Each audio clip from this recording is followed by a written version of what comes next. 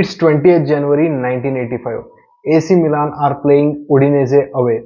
AC Milan are down 1-0 at halftime on a cold, freezing, wintry night. AC Milan manager Nils Lidholm is suffering from the headache of getting back into the game in the second half, as well as replacing the injured fullback Sergio Battistini.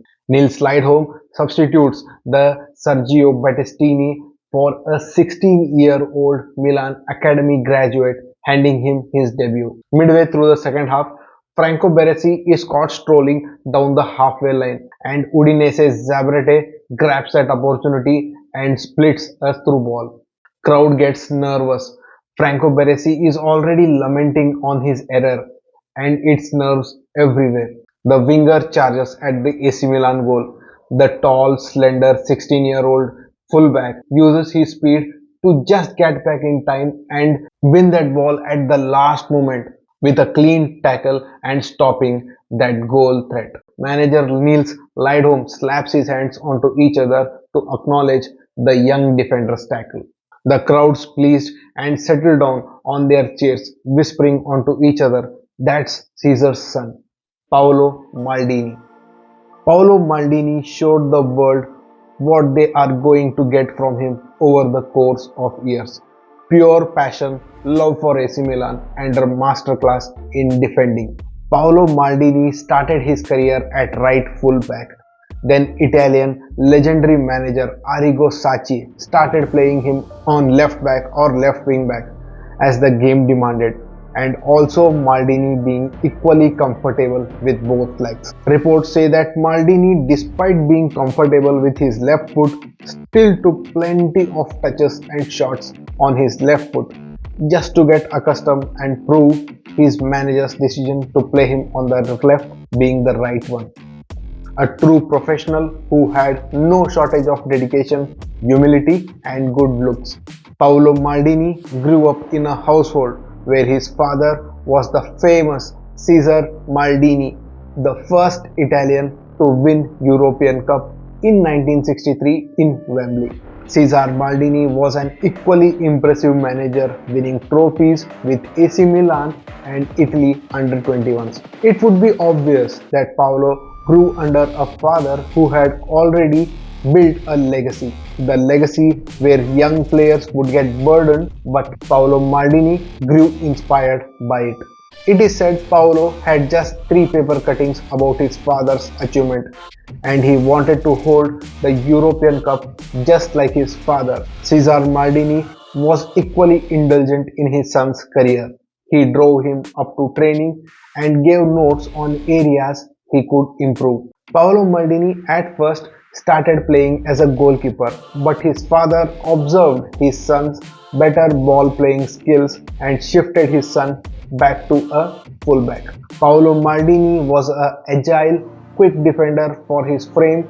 He put his height to effective use during set pieces. He was an excellent crosser of the ball from either of his feet.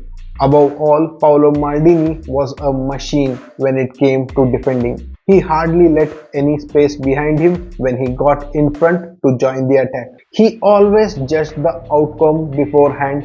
Before going into a tackle, his anticipation helped him in getting balls cleanly and without being carded. He got just 3 red cards in his entire career, spanning over 2.5 decades and over 1,000 matches for club and country.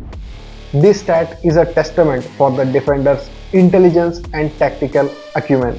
Not just in snatching the ball away, Paolo Maldini could play on the level of a midfielder when the time needed.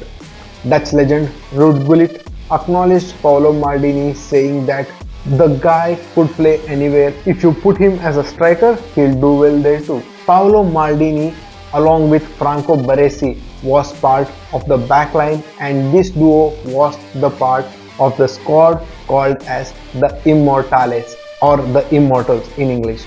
The Immortals in their time from 1987 to 1991-1992 won Serie A twice, European Cup twice, European Super Cup twice, Intercontinental Cup twice. The Immortales went on a run of 58 games unbeaten and became the Invincibles.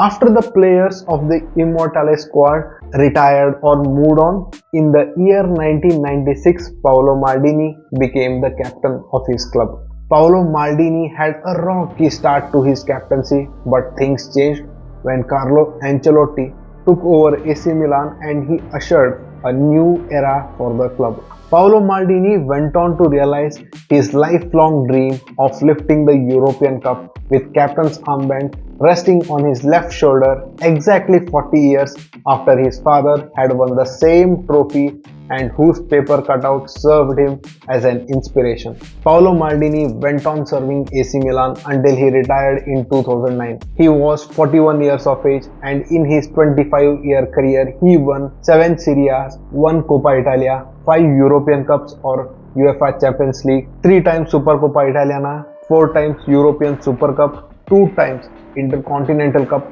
1 FIFA Club World Cup and a runner-up medal from FIFA World Cup 1994. All these trophies, honors and personal accolades are a testament to the level Paolo Maldini was.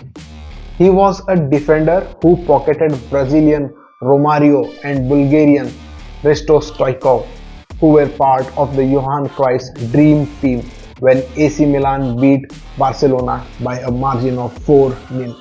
He was part of the defense that just let 15 goals pass by them in that year. A defender who could play anywhere in the defense and do equally good at all parts of the pitch. Paolo Maldini was not just a good defender but also a masterclass in himself. His love for the club, AC Milan, where he spent the entirety of his career, shows his loyalty. A player so down to earth and close to football that he had no controversies around him in a 25-year career. A true wizard and once in a lifetime player we get to see of his stature. So this was my video on Paolo Maldini. So please leave in the comment section if you like what I said, and if you have any opinions please leave them in the comment section also. Please like this channel and please subscribe to my channel, it helps a lot. So this is Subhash Yadav signing off. I'll see you in the next video.